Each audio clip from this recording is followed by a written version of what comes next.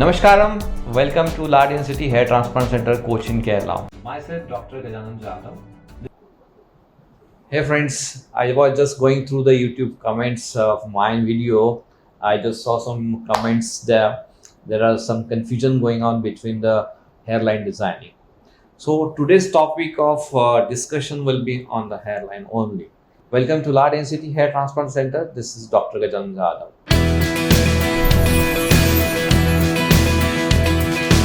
Today's topic of discussion where we decide which kind of hairline suits to you the best and which suits to you and you can afford it. I'm not talking about in terms of money, but I'm talking about your donor. So if you don't have a good donor area to fulfill all the requirements of your baldness, so how can we go ahead with the lower hairline? So this is a topic of discussion today.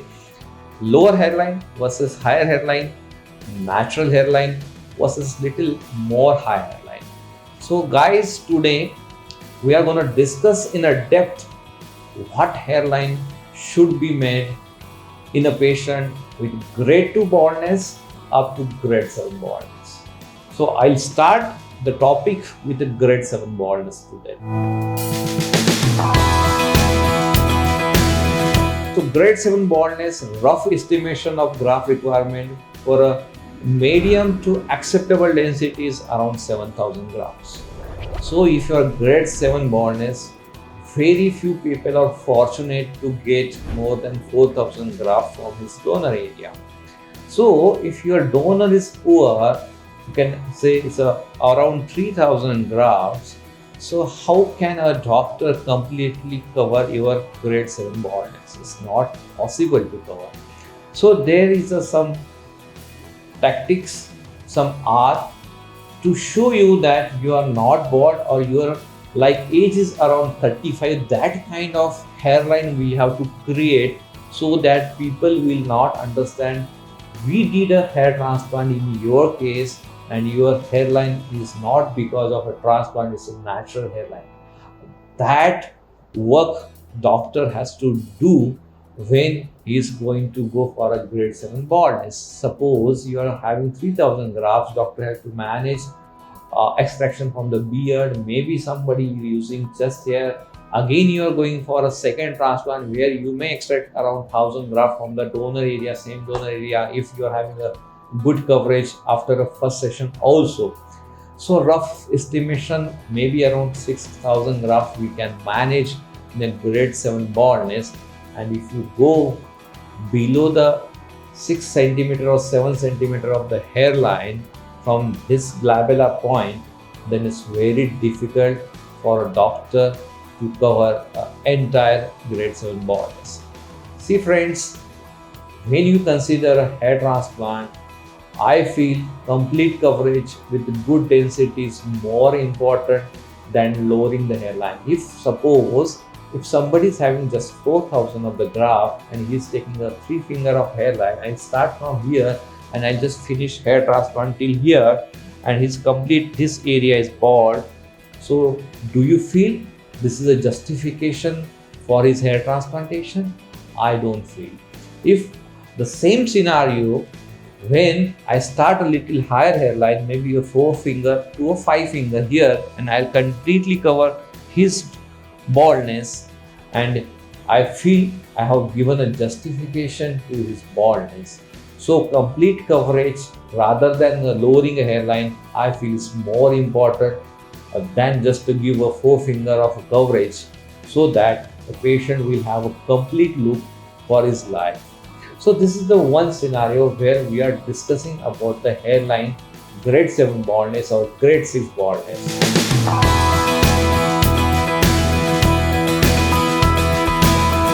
Coming to a grade 4 baldness or 5 baldness, here graft requirement is approximately 4,000 up to 5,000.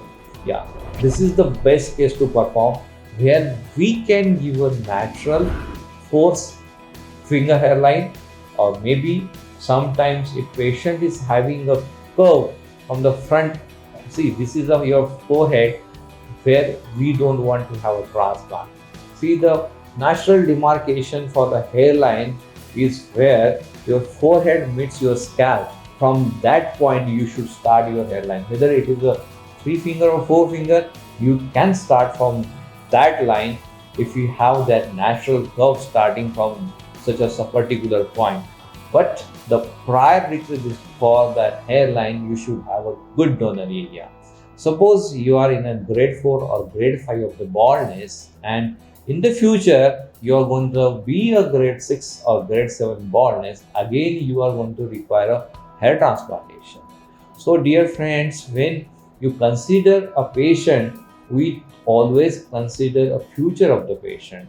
I am not looking just to satisfy the patient right now. Suppose he's a just grade 3 baldness and his requirement is 3000, and if your patient wants a very high density hair transplant with the lowering the hairline, I may go for a 4000 graft, but he may have a future baldness up to grade 7. If he's a genetic disorder, is an androgenetic alopecia or male pattern baldness, he is gonna definitely have a baldness not only restricted to this area. Someday, maybe after 2 3 years, he will be bald till here, and that moment of time, I will not have the good quality hair to implant, to do a transplant. So, in large density hair transplant, we don't only think about the present situation, we always think about your future. If somebody doesn't understand what I am saying, that dear friend, try to save your donor area for the future, because you may become a bald in the future. So that day we should have something in our hand to cover your area. That's why we don't encourage to go for a lower hairlines like 3 centimeters. Some people are asking for a 2 centimeter of hairline. This is not being taught in our books also, and this is not to be correct, because you don't know the future. Being our daily experience, we know we have so many cases where those people did hair transplant in other center where only 3 finger hairline was kept with having a genetic history of grade 7 baldness. So in such a cases, patient doesn't have any option left with him, don't have any donor area, don't have courage to keep just 3 finger of hair, so he has to become completely bald. Either he has to wear a cap throughout his life, or he has to go for a non-surgical treatment like hair patches and hair weave. So this should not happen with you, so that we are taking utmost precaution to preserve your donor area, so that your future will not be in a dark. So dear friends, here in large density hair transplant center, we try to maintain your trust and your future, so that you will not come to us in a next future and tell us, doctor, you should have been informed me prior, otherwise I would have not gone for this hairline. So we don't want such a thing, because being an expert, we don't want to spoil your hairline, your donor area, so that you will have the maximum look in the future. I'll share you some photographs of my hairline, how I designed the hairline, so that you will come to know in a clear way of what hairline in which baldness is better, so that there won't be any confusion. Still, if you have any doubts regarding the hairline, I'll give you my number. You can just put your comment in that WhatsApp number, or you can put that in the comment box, so that we'll come to you and solve your queries.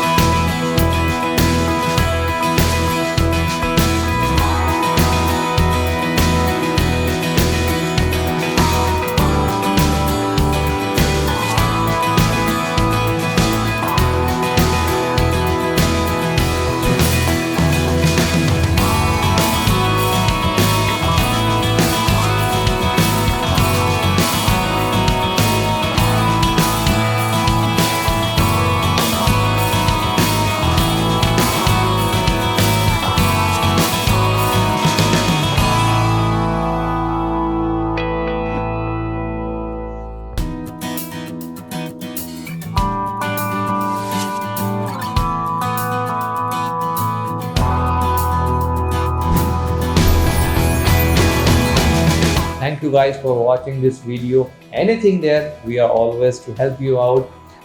Please subscribe and put a bell icon to get a newer notifications to you first. Thank you very much. See you soon. Bye bye.